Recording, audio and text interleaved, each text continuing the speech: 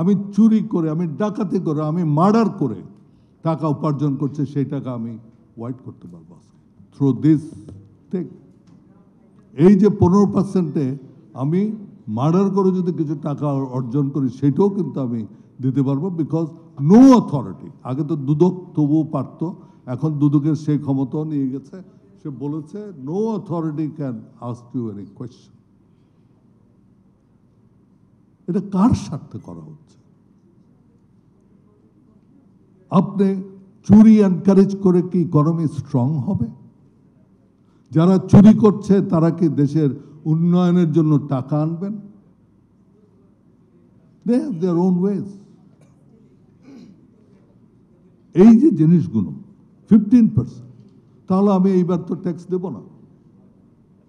In the next ইয়েতে আমি 15% অপ্রদর্শিত আয় করে আমি আমার ট্যাক্স দেবো। I don't know, I will have to discuss with tax lawyers whether it can be done. If it can be done, I will do it. Why should I not do it? And I would say all of you should do it. আমেরিকায় ঘর বানাইছেন, আপনার তো দরকার নেই। আপনি যদি টাকা আনতে চান, আজকে যদি টাকা আনতে চান, আমরা ফ্রম টাইম টু টাইম শুনি লিস্ট করা হয়েছে কানাডায় কার কার বাড়ি আছে, মালয়েশিয়াতে কার কার বাড়ি আছে, অমুক জায়গায় কার কার বাড়ি আছে। আপনি তাদেরকে ধরে আনেন না, তাদের বিরুদ্ধে কেস ঠুকে দেন। তো সেইটা তো করছেন না। আপনি যদি টাকা আনতে চান, and these buildings are there, these shopping malls are there, these big commercial buildings are there, আপনি আইডেন্টিফাই করে সেগুলোকে নিয়ে এনে যদি টাকা আনতেই চান, তাদেরকে বলেন either if you stay in this country, you have to go behind the bar or you bring that money. সেটা তো ইজি। আপনার প্রত্যেকবার এগুলো করা হয়েছে, কোনো টাকা আসে নাই। On the country, it only shows state sponsorship of cheating. That evasion করো, কোনো মতো যদি 5 বছর থাকতে পারো, তুমি ওটা হোয়াইট করে নিতে পারবা পরে, এটা lower rate. So this is not the way you run an economy.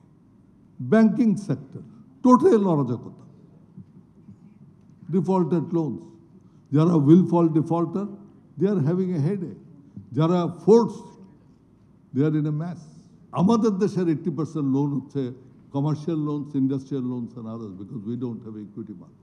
And you know what is happening to the equity market. And you know who are the people who are playing with the equity market.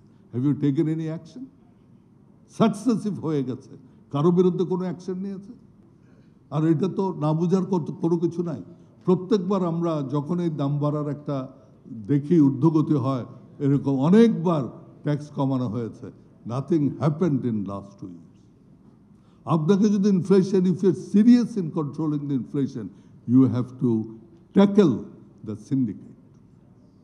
And syndicate কারা? সকলেই জানে। These are only 5-6 people. সেখানে মন্ত্রী সাহেবও বলেন যে আমার হাত অত লম্বা না।